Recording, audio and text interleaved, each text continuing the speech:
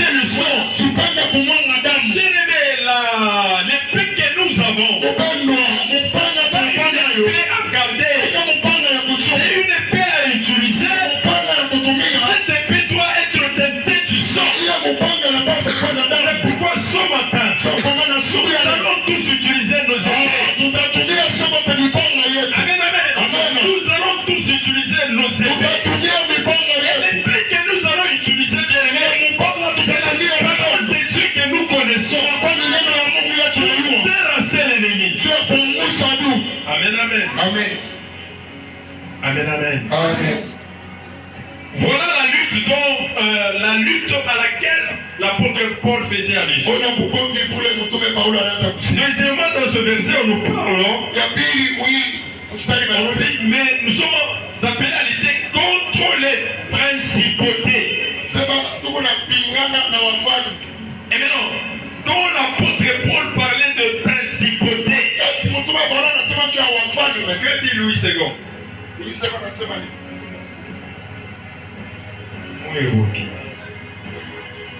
Amen, amen. Ephésiens 6 et 12e verset déclare: car nous n'avons pas à lutter contre la chair et le sang, mais contre les dominations, contre les autorités, contre le prince de ce monde des ténèbres, contre les esprits méchants dans les lieux célestes. Amen.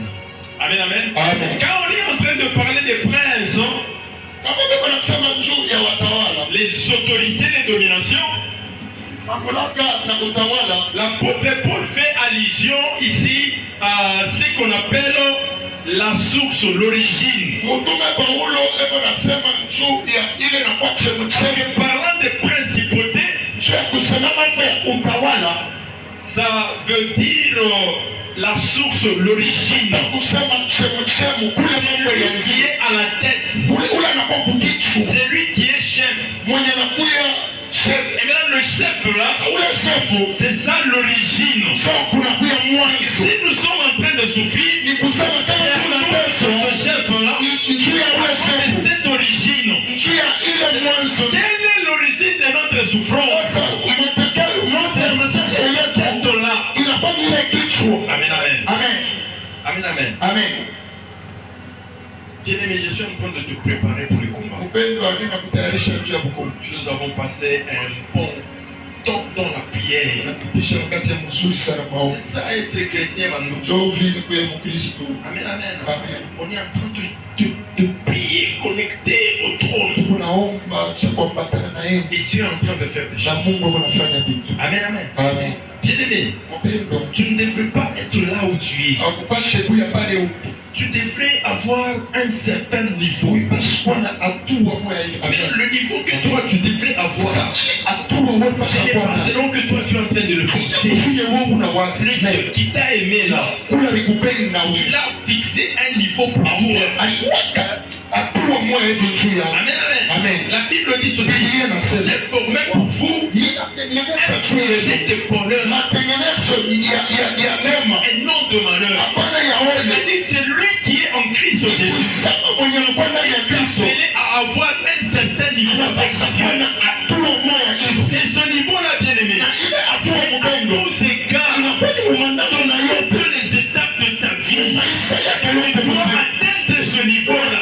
Un niveau qui va faire à sec. Ceux qui vont te regarder là, glorifier le Dieu qui est en toi.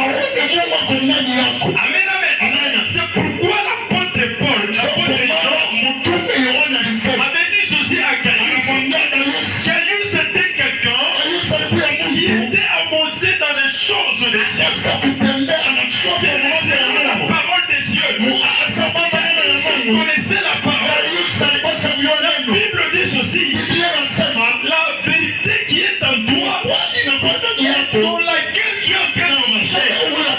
C'est-à-dire que Gaius avait la vérité en lui. Et la vérité qui était en lui, c'est Gaius à pouvoir marcher selon cette vérité. Pourquoi Jésus-Christ disait ceci: soyez à moi, je sois à vous.